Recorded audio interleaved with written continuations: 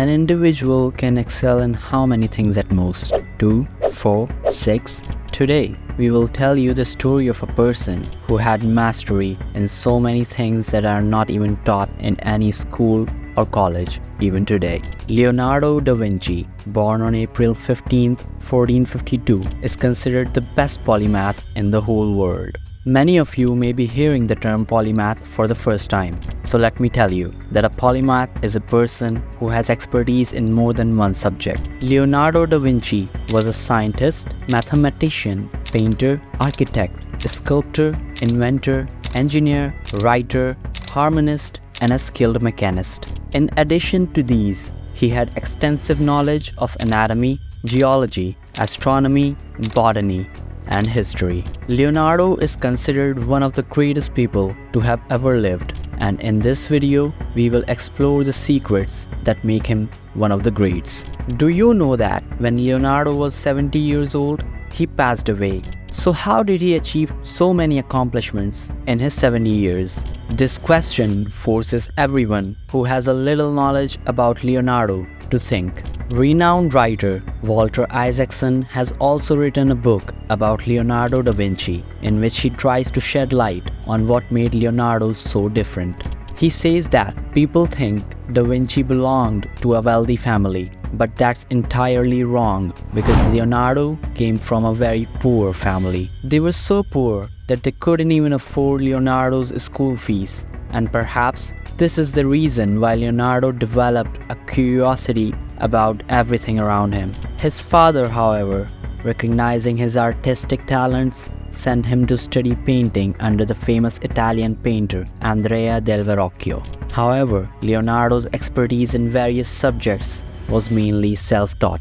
He always tried to have complete knowledge of everything in front of him. That's why he questioned everything and then sought answers on his own. Maybe his knack for analyzing and observing things made him stand out among the great minds of the world. Leonardo used to carry a notebook with him wherever he went, and whatever he saw, he noted it down as a question to find the answers later. He did this out of sheer curiosity. This shows us the impact of curiosity on a person's life. Leonardo was ambidextrous, meaning he could write with both hands.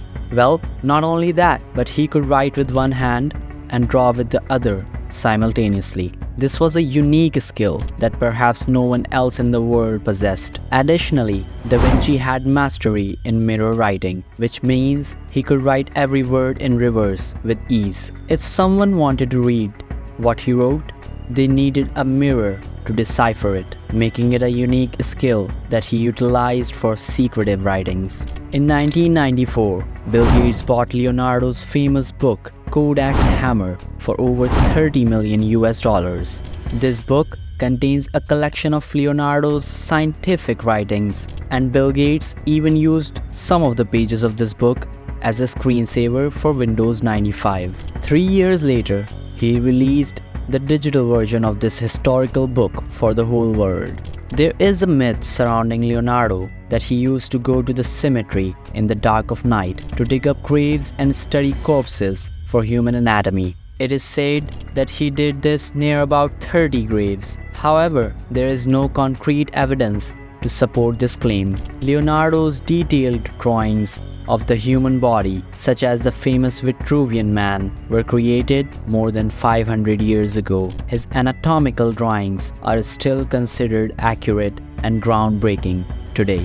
Two of Leonardo's most famous paintings, the Mona Lisa and the Last Supper, hold great significance in art history. The Last Supper depicts Jesus and his disciples during their last meal before his crucifixion. One interesting detail in the Last Supper is the inclusion of eel and orange slices on the table. In the 16th century Italy, eel and oranges were common dishes, and Da Vinci accurately represented the culinary practices of his time. Leonardo's sketchbooks also contained designs for inventions that were way ahead of his time. He sketched designs for tanks, parachutes, helicopters, and aeroplanes in the 16th century. Leonardo and Niccolo Machiavelli an Italian philosopher of his time, collaborated on a plan to change the course of the Arno River in the city of Pisa. Despite their efforts,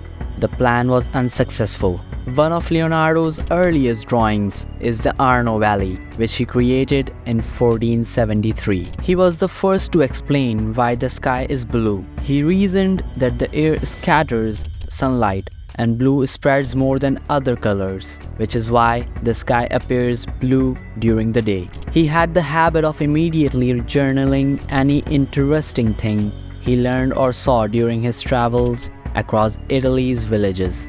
If he decided to paint someone, he would spend the whole day with them, observing every little detail so that the person's face would be etched in his memory, allowing him to paint as if the person was sitting right in front of him. Da Vinci is not a surname, but indicates that Leonardo was from Vinci, a town in Italy where he was born. The name Leonardo da Vinci means of Vinci, signifying that he hailed from Vinci. Leonardo da Vinci's last words were, "I have offended God and mankind because my work did not reach the quality as it should have." If you enjoyed this journey through history, don't forget to subscribe, like the video, and share your thoughts in the comments. Stay curious, stay inspired, and until next time, explore the wonders of the world with an inquisitive mind. And until next time.